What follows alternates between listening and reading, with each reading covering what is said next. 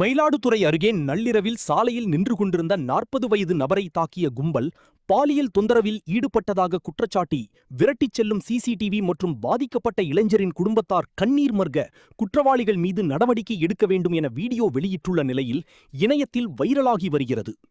மயிலாடுதுறை மாவட்டம் தரங்கம்பாடி தாலுகா படுகை கிராமத்தைச் சேர்ந்த ஒருவரை 8 பேர் அடங்கிய கும்பல் தாக்கி பாலியல் துன்புறுத்தலுக்கு உள்ளாக்கியதாகவும் காவல்துறையினர் நடவடிக்கை எடுக்கவில்லை என்று குற்றஞ்சாட்டி குடும்பத்தினர் பேசும் வீடியோ இணையத்தில் பதிவிடப்பட்டு வைரலாகியுள்ளது. பெரம்பூர் காவல் சரகம் நல்லாடை ஊராட்சிக்கு உட்பட்ட படுகை கிராமத்தைச் சேர்ந்த பாரதி ராஜா என்பவர் கடந்த மே மாதம் 18ஆம் தேதி நல்லாடையில் ஏடிஎம் அருகே நின்று கொண்டிருந்தவரை 8 பேர் அடங்கிய கும்பல் ஏண்டா இங்கு நிற்கிறார், உனக்கு எந்த ஊர் என்ன ஜாதி என்று கேட்டு கத்தியை காட்டி மிரட்டியும் கையால் அடித்தும் பாரதி ராஜாவின் சட்டையை கிழித்தும் காமகுரோதமா திட்டி தாக்கியுள்ளனர். இந்த சம்பவம் குறித்து வெளியில் யாரிடமாவது சொன்னால் கொலை செய்து விடுவதாகவும் மிரட்டிய நிலையில் பாரதி ராஜா அந்த கும்பலிடமிருந்து தப்பி வந்ததாகவும் பெரம்பூர் காவல் நிலையத்தில் புகார் அளித்துள்ளார்.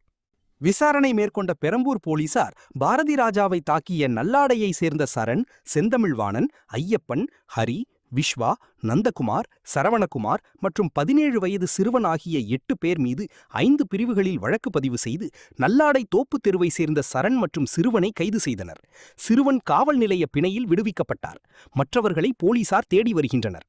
இந்நிலையில் பாரதி ராஜாவை 8 பேர் அடங்கிய கும்பல் துரத்தி செல்லும் வீடியோ பதிவிடப்பட்டு பாலியல் தொந்தரவுக்கு உள்ளாக்கியதாக குற்றம் சாட்டி இணையத்தில் பதிவிடப்பட்ட நிலையில் பாரதி ராஜாவை தாக்கி ஆடைகளை களைந்து பாலியல் துன்புறுத்தலுக்கு உள்ளாக்க முயற்சித்த நிலையில் பாரதி ராஜா அந்த கும்பலிடம் இருந்து தப்பி வந்ததாகவும் இதுகுறித்து பெரம்பூர் காவல்துறையில் புகார் அளித்தும் நடவடிக்கை எடுக்கவில்லை என்று குடும்பத்தினர் பேசி பதிவிட்ட வீடியோ சமூக வலைதளத்தில் பதிவிடப்பட்டு வைரலாகி அதிர்ச்சியை ஏற்படுத்தியுள்ளது.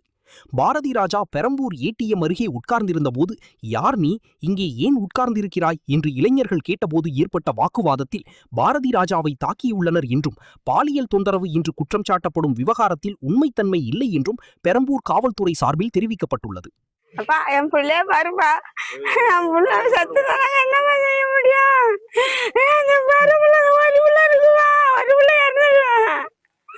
என் பிள்ளை ஒரு மணிக்கு என்ன பார்த்து முள்ளிலையும் மரலையும் கந்து என் பிள்ளை சட்டியோட வீட்டுக்கு வந்தேன். ஒரு தாய்க்கு எப்படி இருக்கும்? அந்த சட்டியோட 1 மணிக்கு 2 மணிக்கு வீட்டுக்கு வந்தாங்க. இதுக்கு நாய நிதி இல்லையாப்பா நாட்டுல? பணக்காரங்களுக்கு தான் நாயம் இருக்கா, ஏழைக்கெல்லாம் நாயம் இல்லையா?